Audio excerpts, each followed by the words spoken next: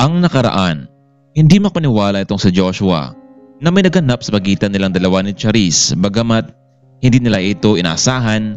Nagpayo ang amo na kailangan nila itong ilihim muna. Sa araw ding iyon, hindi nila inaasahan na dumating din ang dating kaibigan ni na Jake at Joshua sa resort at kinausap ang binata, ngunit hindi ito nagustuhan ni Charis ang pag-uusap nila ng babaeng iyon. Tila masyado din itong maharot dahil niyakap nito itong si Joshua. Kaya naman nag-iba ang mood nitong si Charis at nagpa siya na lamang na umuwi sa kanilang bahay. Gusto pa sana nitong mamasyal kasama ng lalaki, ngunit may asungot namang dumating. Sa oras ding iyon, nag-check out na sila sa resort at sabay nagpaalam kay Jake. Paano pare? Alis na kami. Marami kasi akong gagawin sa bahay ng amo ko. O sige Joshua. So, nagkausap na ba kayo ni Maris? Oo pare, nagkausap na nga kami. Ikaw nang bahala sa kanya ha? Ha? Anong ibig mong sabihin? Jake, alam ko rin naman na meron kang gusto sa kanya, di ba? Ligawan mo siya. Walang problema sa akin yun. Ganon ba pare? O sige. Pero huwag mo akong sisihin na kapag sinagot niya ako. Good luck pare kapag sinagot ka niya. Susuportahan kita. Sumakay na sila Joshua at Charis sa sasakyan pero halos wala pa ring imik ang bawat isa. Ma'am, Charis, pasensya na kayo kung nakipag-usap ako kanina sa bahay yun ha? Ha? Bakit ka naman humingi ng pasensya sa akin, Joshua? Kahit amo mo ako, wala naman akong karapatan para pigilan ka makipag-usap sa babaeng iyon dahil wala naman namagitan sa ating dalawa, hindi ba? Kung sa bagay ma'am, tama po kayo. 2 oras lamang ang namagitan ay nakarating na sila sa mansyon. Kaya naman agad silang sinalubong ni Yaya Mildred. Senyorita, Joshua, kumusta naman ang inyong pamamasyal? Ayos lang din naman, Yaya. Pupunta muna ako sa kwarto. Gusto ko lang mapahinga. Sige, senyorita. Mas mabuti pa nga. Siya nga pala, Joshua. Kahapon may naghanap sa'yo dito. Siya daw ay kapatid mong si Kathy. Bakit daw Ate Mildred? Anong sabi niya? Gusto ka daw niya makausap. Naroon ngayon sa bahay niyo. Ngayon, pwede mo siyang kausapin. Umuwi ka muna.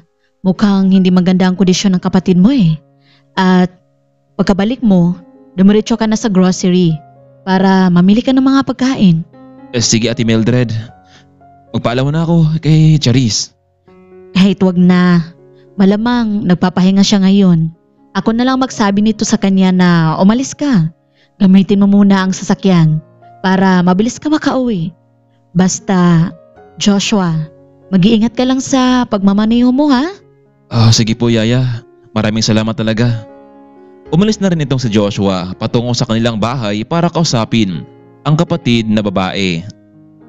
Kathy, buksan mo tong pinto. Andito na ako.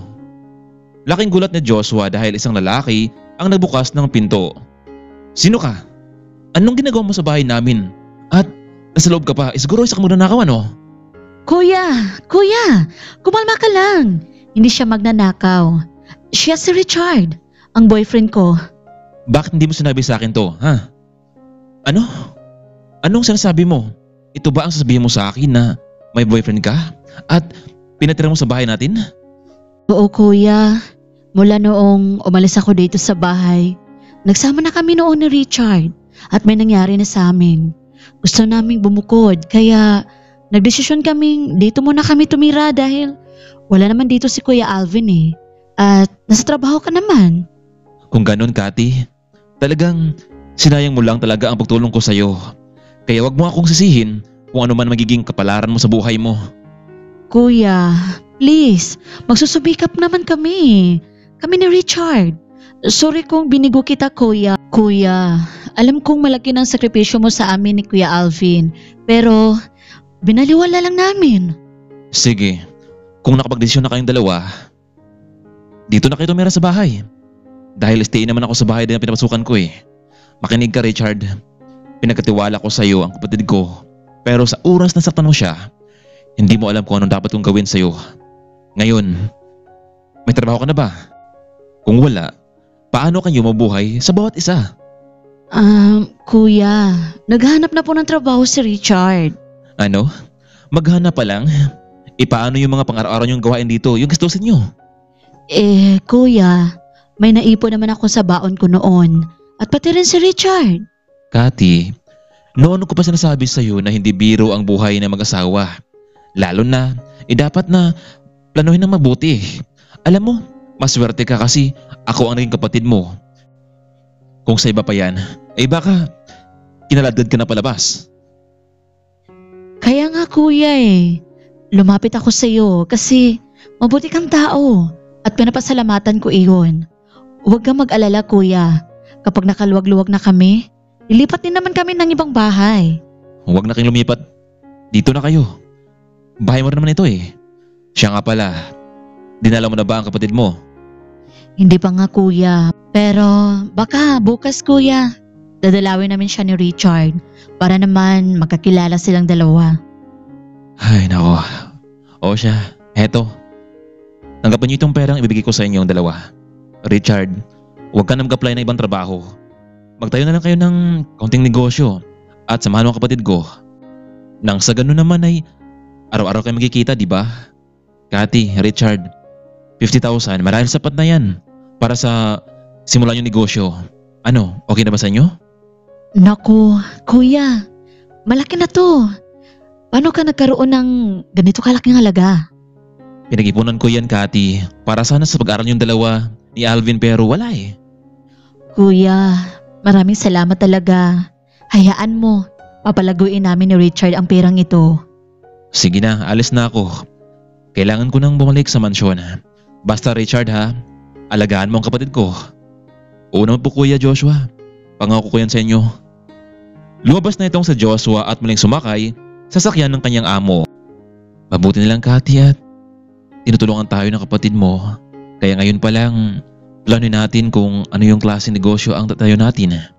Pwedeng karinderya or mamihan. At least hindi masyadong malaki ang punan natin at may tago pa natin sa bangkong iba.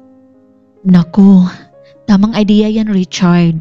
Mabuti naman at hindi talaga ako nagsisi na sumama sa'yo. Mahal na mahal kita Richard. Oo naman Kati, mahal din naman kita. At kapag ipagkaloob sa atin at nakapag-ipon tayo, ay pwede tayong pakasal kahit sa wisman lamang. Naku, yan ang pangarap ko. Richard, na may kasal sa lalaking mahal ko kahit simple lang. Ang mahalaga ay nagsumpaan tayo sa isa't isa. Matapos bumisita nitong si Joshua sa kanyang kapatid ay nagtungo rin ito sa mall para bumili ng mga grocery na inutos ni Mildred sa kanya. Pagkatapos ay umuwi na rin ito sa mansyon. Samantalang bago pa nakauwi itong si Joshua ay tinawag nitong si Charis ang yaya nitong si Mildred sa kanyang kwarto matapos siyang makapagpahinga. Iha, anong meron? Bakit mo ako pinatawag? Nagugutom ka na ba? Hindi pa naman yaya. Itatanong ko lang sana sa'yo kung noong kapanahonan mo, umiibig ka rin ba? I mean, meron ka bang lalaking nagustuhan? Naku, mukhang kakaiba yung tanong mo Iha. Pero oo, umibig din naman ako. At alam ko rin sa sarili ko na gusto niya rin ako. Pero parang binaliwala ko lang siya hanggang sa bigla na lamang siyang nawala. Hindi ko man lang nasabi sa kanya yung nararamdaman ko. Bakit Iha? Huwag mong sabihin umiibig na ang baby Charis ko. Sino siya? Kilala ko ba? Naku, wala yaya. Tinatanong lang kita. Iha, kung sakaling mang meron kang taong nagugustuhan at mabuti naman siyang tao at handa kanyang ipaglaban mo rin siya. Alam mo, ang bawat tao may karapatang umibig at lumigaya at bumili ng kanyang tatahaking buhay. Kung may mahal kang tao, huwag mong patagalin pa bago pa mahuli ang lahat. Ipagtapat kaya nitong si Charis kay Yaya Mildred na meron siyang gustong tao na si Joshua, lalo na at may nangyari sa kanilang dalawa habang nasa bakasyon nito. Ano naman kaya ang magiging reaksyon ni Yaya Mildred sa kanyang mababaltaan? Kaya mga kaibigan, huwag na huwag nating palampasin ang nalalapit na pagwawakas ng ating kwento.